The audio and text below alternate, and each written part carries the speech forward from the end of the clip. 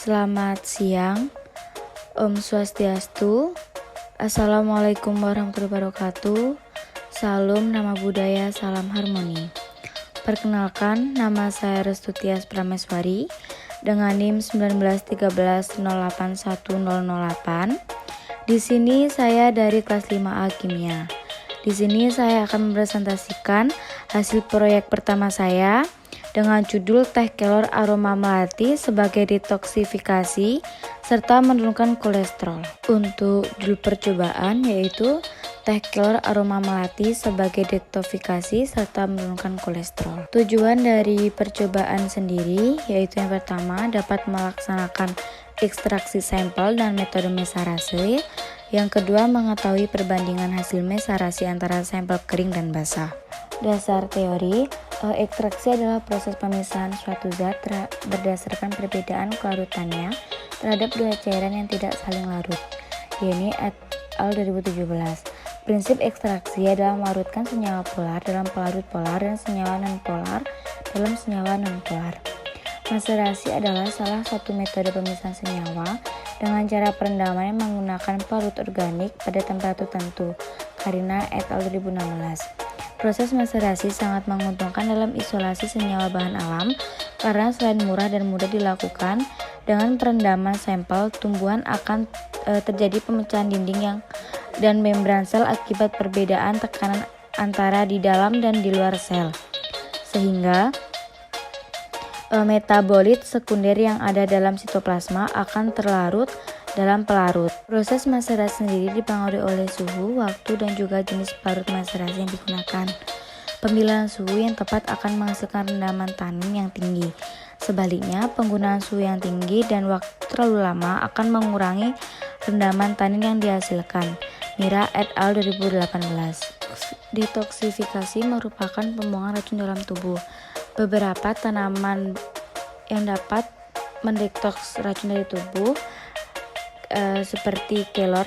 Kelor sendiri merupakan salah satu bahan pangan yang secara fungsional merupakan tanaman obat karena mengandung beta-karoten, protein, vitamin C, kalsium dan kalium, dan metabolit sekunder sebagai antioksidan alami karena adanya berbagai jenis senyawa antioksidan seperti asam asborat, flavonoid, dan karotenoid, Dillard dan Jerman 2000, Sidurja dan Becker.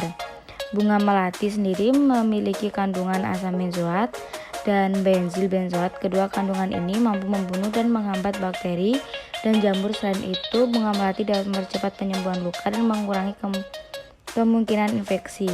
Bunga melati sendiri memiliki kandungan antioksidan dan dapat mendetoks racun dari tubuh. Alat dan bahan yang digunakan selama maserasi. Untuk alat sendiri seperti toples dan lengser. Untuk bahan yang digunakan bunga melati, daun kelor, dan air matang. Prosedur kerja dilakukan sebagai berikut. Melati segar, daun kelor segar, melati dicuci bersih, daun kelor dicuci bersih. Setelah dicuci bersih, daun kelor dan bunga melati dikeringkan. Proses pengeringan ini dilakukan dengan cara membiarkan bunga melati dan daun kelor pada ruangan yang tidak terpapar oleh sinar matahari. Bahkan untuk sampel basah dan untuk sampel kering. Selanjutnya yaitu kita masukkan bahan-bahan yang basah ke dalam toples.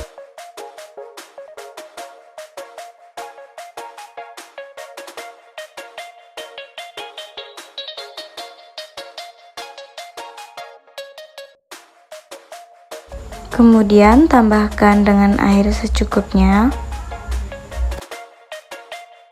Setelah penambahan dengan air secukupnya, tutup sampel basah dan diamkan selama 2 hari.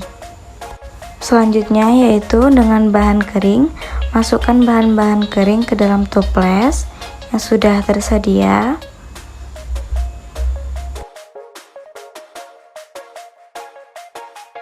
Kemudian tambahkan dengan air secukupnya. Setelah penambahan air dengan secukupnya, Tutup toples dan diamkan selama 2 hari. Selanjutnya itu proses perendaman. Kita lakukan perendamannya selama 2 hari. Sebelum didiamkan selama 2 hari, kita kocok-kocok terlebih dahulu untuk sampel basah dan kering agar tercapai. Setelah pendiaman selama 2 hari, kita melakukan proses penyaringan agar filtratnya dapat terpisah dan menghasilkan hasil yang diinginkan.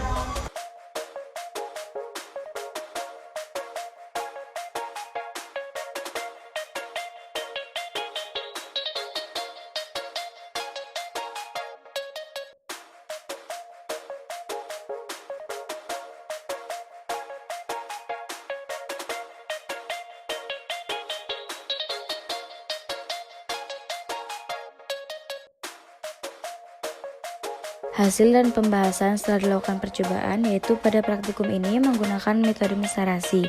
Nah, mesarasi sendiri merupakan proses perendaman sampel yang menggunakan pelarut organik pada temperatur ruang. Metode ini digunakan untuk mengekstrak zat aktif yang mudah larut dalam cairan pengekstrak, tidak mengembang dan mengekstrak, serta tidak mengandung benzoin. Terdapat beberapa tahap yang dilakukan dalam praktikum ini dengan metode mesarasi, antaranya pencucian sampel, pengeringan sampel, perendaman, dan penyaringan. Pengeringan sampel dilakukan selama 2 hari dengan cara didiamkan dalam ruangan yang terhindar oleh sinar matahari. Setelah proses pengeringan, terdapat proses perendaman yang bertujuan untuk dapat menarik senyawa yang diambil keluar dinding sel. Proses perendaman dilakukan selama 2 hari. Metode mesarasi ini dilakukan selama 2 hari, kemudian dilakukan penyaringan. Proses penyaringan ini bertujuan untuk memisahkan serat dan endapan sehingga memperoleh serat yang mengandung zat aktif. Dalam penyaringan digunakan saringan kain dan sebagai alat bantu. Untuk perbedaan bahan segar dan bahan kering, untuk warna maserat bahan segar berwarna kuning kemerahan, untuk bahan kering berwarna kuning. Bau maserat untuk bahan segar tidak terlalu menyengat dan bahan kering lebih menyengat. Kepekatan maserat bahan segar lebih pekat, bahan kering tidak terlalu pekat. Dari tabel di atas terlihat bahwa warna maserat dari Simplicia berbahan segar lebih pekat dibandingkan dengan maserat dari Simplicia berbahan kering. Bau maserat dari Simplicia berbahan segar tidak terlalu menyengat, sedangkan bau maserat dari Simplicia berbahan kering memiliki bau yang lebih menyengat, terutama bau dari daun kelor. Kemudian dilihat dari kepekatan, maserat dari Simplicia berbahan segar memiliki warna yang lebih pekat dibandingkan dengan dari Simplicia berbahan kering. Untuk kesimpulan dari praktikum yang telah dilakukan, yaitu dari praktikum yang telah dilakukan dapat disimpulkan bahwa yang pertama, warna hasil maserasi bahan basah lebih pekat dibandingkan bahan kering. Kedua, bau dari maserasi bahan kering lebih menyengat dan didominan oleh daun kelor dibandingkan bahan basah. Sekian yang bisa saya sampaikan untuk mempresentasikan hasil praktikum saya yang telah saya lakukan. Bila ada penulisan ataupun pengucapan yang kurang tepat, saya mohon maaf. Wassalamualaikum warahmatullahi wabarakatuh. Santi, selamat siang.